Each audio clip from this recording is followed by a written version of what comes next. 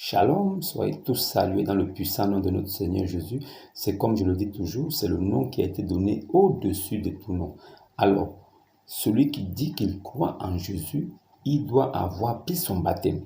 Vous ne pouvez pas dire que vous croyez en Jésus et vous n'avez pas encore pris votre baptême.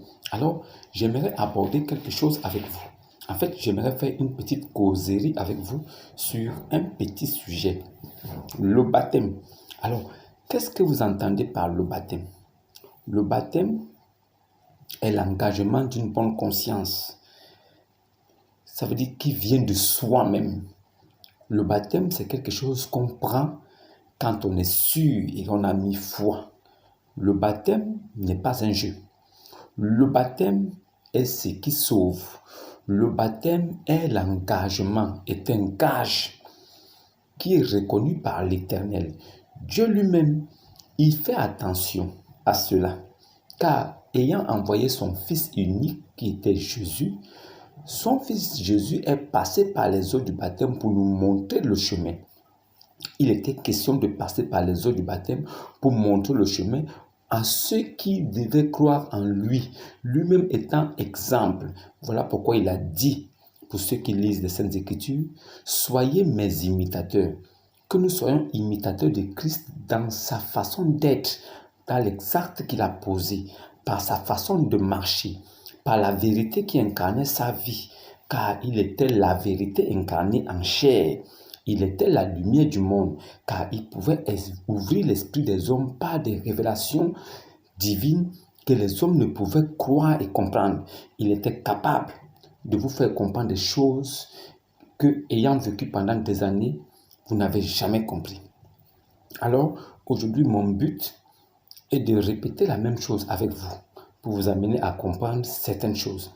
Alors, je prendrai étape par étape pour que vous reconnaissiez vous-même, en vous-même, si vous êtes vraiment chrétien. C'est le but de mon envoi sur cette terre, pour vous illuminer, pour vous éclairer, pour enlever le doute dans votre foi, pour que vous ayez une foi sans faille et que vous avanciez réellement dans la droiture de l'Éternel. Aujourd'hui, je vous parle du baptême. Les eaux du baptême sont d'une grande importance pour ceux qui veulent être sauvés. Si vous ne prenez pas votre baptême, alors vous êtes incrédule, vous êtes mécréant, vous êtes un non-croyant, vous êtes un athée, vous pouvez être, c'est pas trop, un musulman, vous pouvez être un branhamiste, vous pouvez être un christianiste céleste, vous pouvez être un catholique, vous pouvez être un évangéliste, un protestant, un éveillé. Vous pouvez être aussi un musulman qui sont dans des mosquées éveillées. Vous pouvez être ce que vous voulez, mais vous n'êtes pas chrétien. Si vous voulez être chrétien, vous devez passer par les eaux du baptême. Et les eaux du baptême, c'est une immersion totale de tout votre corps. On vous trempe complètement dans l'eau, c'est la mort. Et on vous ressort de l'eau, c'est la nouvelle naissance, la renaissance, la résurrection en Jésus. Vous le faites au nom du Seigneur Jésus parce que c'est comme ça qu'on obtient le nom chrétien et le salut en même temps. Un salut éternel qu'on ne perdra jamais. Quel qu'en soit ce qui se passera, aucun chrétien ne peut perdre le salut. Aucun chrétien n'a jamais perdu le salut et ne perdra jamais le salut jusqu'à la fin des temps. Voilà pourquoi, même dans le livre des voisins, leur Dieu, il a dit, il a placé tous ceux qui ont suivi et tous ceux qui suivent encore jusqu'aujourd'hui Jésus au-dessus de ceux qui ne suivront pas jusqu'au jour de la résurrection. Cela signifie que si tu as suivi Jésus il y a 1000 ans, si tu as suivi Jésus il y a 500 ans, si tu suis Jésus aujourd'hui, si tu suivras Jésus dans le futur, toi aussi, tu seras placé au-dessus de ceux qui n'ont pas suivi. C'est la récompense ultime pour les vrais enfants de Dieu, car nous appartenons à Christ. Je vais m'attarder sur le baptême aujourd'hui pour éveiller et encore pour vous permettre de réfléchir davantage. Pourquoi passer par le baptême? La recommandation de Christ était claire. Allez par tout le monde, même chez nous les nations. Faites des nations là, des disciples. Et ceux qui vont croire parmi eux, baptisez-les au nom du Seigneur Jésus. Et après, enseignez-leur donc à observer les préceptes et les recommandations que je vous ai ordonnées. Nous sommes chrétiens parce que nous avons pris le baptême, parce que nous avons mis foi. Nous n'avons pas été forcés. Personne ne m'a forcé à accepter Christ. J'ai écouté, son esprit est venu sur moi, j'ai pris le baptême. Ayant pris le baptême, son esprit m'a révélé des choses que je vous enseigne aujourd'hui. Maintenant, ce que je veux vous faire comprendre, c'est quoi? Si vous ne prenez pas votre baptême, vous ne croyez pas en Jésus. Si vous n'avez pas pris votre baptême, vous ne croyez pas en Jésus. Si vous prenez votre baptême, vous croyez en Jésus. En ce moment, il le sait parce qu'il est Dieu. Il n'aura pas besoin de vous poser une question. Il saura que vous êtes passé par les eaux du baptême parce qu'il avait déjà prévu ça avant la fondation du monde. Il savait que vous deviez passer par là parce que vous êtes sémence de Christ avant la fondation du monde. Ce n'est pas aujourd'hui. Voilà, l'évangile vient juste pour révéler votre nature. Sinon, ce que je fais là, ce n'est pas pour tout le monde. C'est pour toucher les enfants de Dieu qui sont dans les ténèbres, des brebis égarées de Christ, qui sont égarés, qui sont loin du troupeau, qu'ils reviennent à la bergerie. C'est ça mon boulot. Alors aujourd'hui, j'aimerais aborder 2 points en quelques minutes. Maintenant, est-ce qu'il est normal à un parent de baptiser son bébé? Est-ce qu'il serait normal, vous, parents qui avez des enfants, est-ce qu'il serait normal de prendre vos enfants et de les amener prendre le baptême alors qu'ils ne croient en rien? Ils n'ont même pas l'âge de la connaissance du bien et du mal. Ils ne connaissent rien. Vous les entraînez dans vos églises, soi-disant vous les amenez devant Dieu. Qui vous a dit que dans vos maisons-là, bâties des mains d'hommes, qui vous a dit que Dieu réside là-bas? Qui vous a dit, parce que ce lieu-là, vous chantez là-bas et vous priez, vous croyez que Dieu est là-bas? Qui vous a dit que Jésus est là-bas? Jésus a dit, quand vous voulez prier, rentrez dans un lieu secret, dans votre chambre, fermez la porte, priez, afin que Dieu qui est dans le secret, vous voit aussi prier dans le secret. Il vous exaucera. Il n'est pas question de s'exposer, de prier en public, que tout le monde voie que tu pries. Qu'est-ce que tu cherches à prouver aux hommes? Tu ne peux pas séduire les hommes, c'est parce que tu as séduit les hommes que tu iras au paradis. Tu ne peux pas chercher à me plaire ou à plaire les gens ou à nous convaincre par ta façon de te courber, te lever chaque fois pour que nous puissions croire que tu es un vrai croyant. Non, la vérité là, c'est entre les mains de Dieu. C'est Dieu qui sait si tu es un vrai croyant ou pas. Si tu es hypocrite ou pas, c'est Dieu qui sait. Ne cherche pas à séduire les hommes. Vous, hommes, ne cherchez pas à séduire les hommes. Respectez ce qui est écrit dans le livre de Dieu. Il a dit que celui qui croit en lui doit prier dans les lieux secrets. Il doit être discret. La prière, c'est une arme redoutable. L'ennemi veille. Mais si vous allez dans les lieux secrets pour prier, l'ennemi ne sait pas que vous l'avez fait. Mais quand vous priez en public, dans vos églises, là où tout le monde prie et crie en même temps, qui vous a envoyé faire ça? Qui vous a demandé de prier de cette façon? Ce n'est pas écrit dans le livre de mon Père. Mon Père n'a jamais dit ça. Moi, je me réclame de Christ parce que je sais et j'observe ses recommandations. Mais pourquoi vous n'observez pas les recommandations de Christ? Qui est votre exemple dans les Saintes Écritures? Qui a fait ça avant vous? Personne. Réveillez-vous. Sortez de ces communautés là où on vous a trompé. Là où on vous a raconté des bêtises, vous avez mis foi. Sortez de là. Dieu n'y est pas. Le baptême, c'est fait au nom du Seigneur Jésus. Mais c'est après avoir cru. Vous ne pouvez pas baptiser un bébé et lui dire qu'il est baptisé. C'est de la connerie.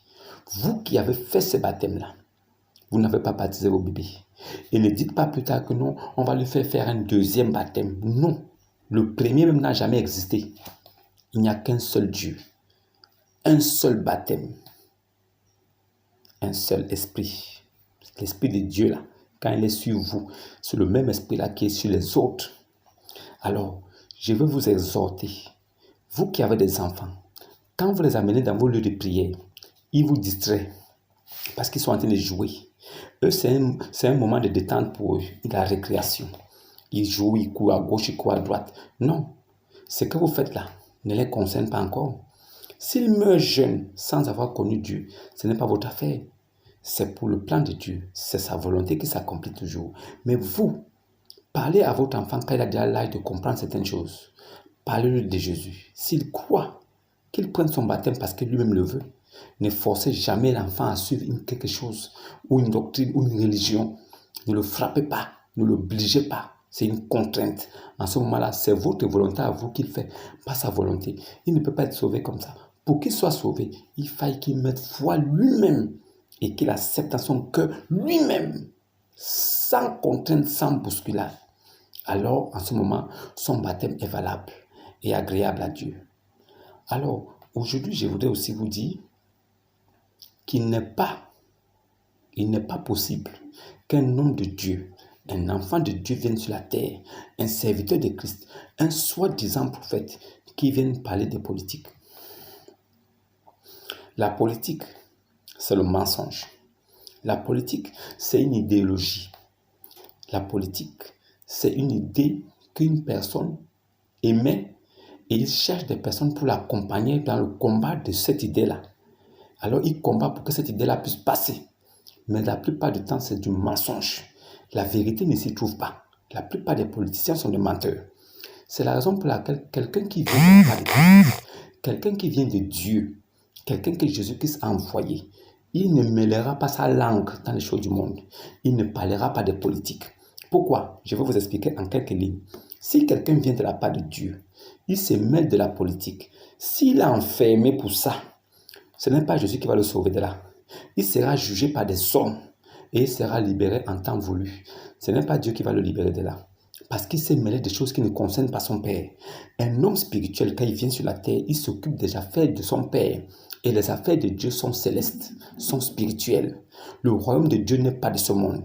C'est un royaume céleste, éternel, spirituel. Si toi tu viens de Christ, comment ne peux-tu pas savoir ces choses? Comment peux-tu mettre ta bouche dans les choses politiques? Comment peux-tu parler en public dans les réseaux sociaux, te mêler de la politique, donner ton avis, dire comment les choses doivent se passer? Ce n'est pas pour ça que tu as été mandaté. Si c'est le cas, alors dépose le tablier de pasteur, d'évangéliste, rentre dans la politique et deviens camarade d'un parti politique. À partir de là, tu pourras militer, défendre les intérêts de ce parti politique. Ou tu deviens un africaniste. Africaniste, ça veut dire quelqu'un qui défend des intérêts justes, des causes des Africains. Alors, il parle pour les Africains des choses qui peuvent arranger l'Afrique. Ça, c'est un africaniste. Nous pouvons l'être parce que nous sommes remplis de sagesse de Dieu. Alors moi, je peux le faire. Je peux aussi le faire. Je donne souvent mon avis sur certaines choses. J'en parle souvent avec des personnes civilisées, des personnes qui ont un certain contenu intellectuel. J'en parle avec eux. Mais ce n'est pas parce qu'ils ont un bon contenu intellectuel qu'ils sont intelligents. Beaucoup de personnes sont des intellectuels, mais ils ne sont pas intelligents. C'est comme aussi beaucoup de personnes sont intelligents, mais ils ne sont pas sages. Mais je pense que si vous êtes intelligent, sage et intellectuel, vous avez concilié tout ce qu'il faut. Et vous êtes mieux armé pour aborder le monde et réussir dans tous les domaines. Mais je voudrais vous dire que ceux qui viennent de la part de Christ sont aussi des hommes, c'est vrai. Alors, ils sont des hommes, ça veut dire qu'ils ont des émotions, ils ont des ressentis, ils ont une façon de comprendre des choses, ils ont leur avis à donner en tant qu'humains.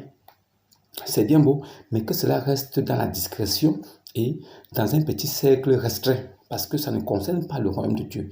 Maintenant, celui qui est venu de la part de Dieu, il parle des choses célestes. Il est là pour ramener les brebis égarées à Dieu. Il parle pour amener la lumière à ceux qui sont dans les ténèbres pour qu'ils viennent de là-bas, qu'ils reviennent à Christ. Il n'est pas là pour se mêler de la politique, pour parler, oh, tel a fait ceci, tel président a fait comme ça, il faut faire ceci. Celui qui fait ça, il n'est pas venu de la part de Christ. Son but là, c'est un petit politicien qui se masque derrière le nom de Christ. Alors, il veut se faire passer pour un homme de Dieu pour pouvoir séduire le plus nombre. Sachez une chose, moi, je ne peux pas être séduit parce que je respecte scrupuleusement ce qui est écrit dans le livre de mon Père. Je dis, si vous voyez un homme qui vous dit qu'il est prophète, il est apôtre ou bien il est évangéliste et qui fait des révélations sur les choses politiques, qui parle des choses politiques et qui s'expose et qui veut des millions de vues, lui là, il n'est pas envoyé de Dieu. Il a juste confondu le boulot pour lequel il est venu. Alors, les hommes de Dieu se taisent devant les choses du monde. Ils en parlent parce qu'ils sont humains aussi. Ils en parlent, mais ça s'arrête à un certain niveau. Parce qu'en tant qu'homme, il est normal qu'on puisse échanger et parler de ça.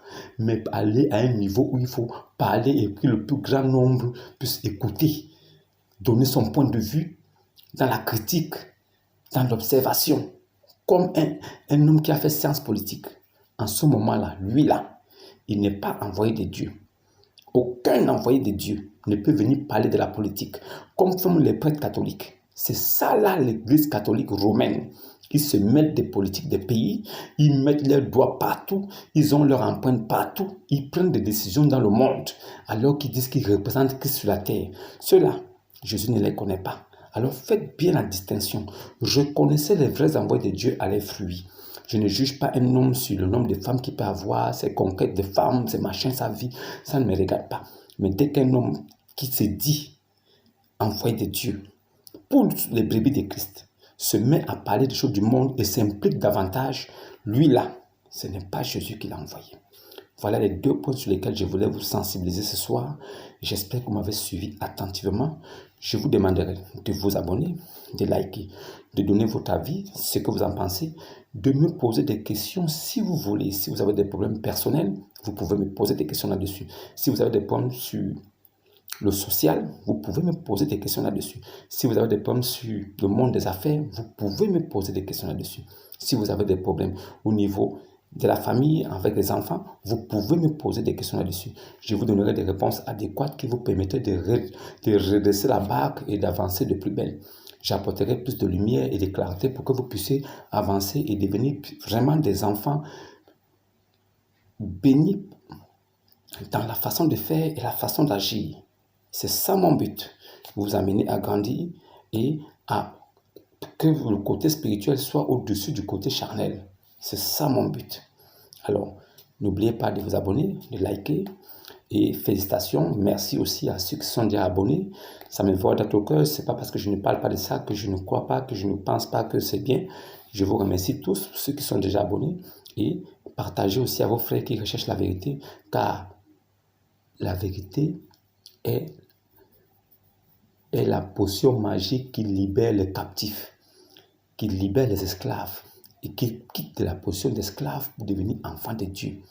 Pour être vraiment sauvé, si tu ne quittes pas ta position d'esclave pour devenir enfant de Dieu, tu ne le peux pas. Alors, qu'est-ce que j'appelle position d'esclave? Quelqu'un qui est lié par les religions. Parce que dans la religion, on fait plutôt des efforts pour plaire à Dieu. Par contre, quand tu acceptes la doctrine de Christ, alors tu fais seulement ce qu'il t'a demandé de faire, sans forcer. Le reste là, c'est lui qui s'en occupe, parce que c'est lui qui est le bon berger. Voilà. Shalom et à demain.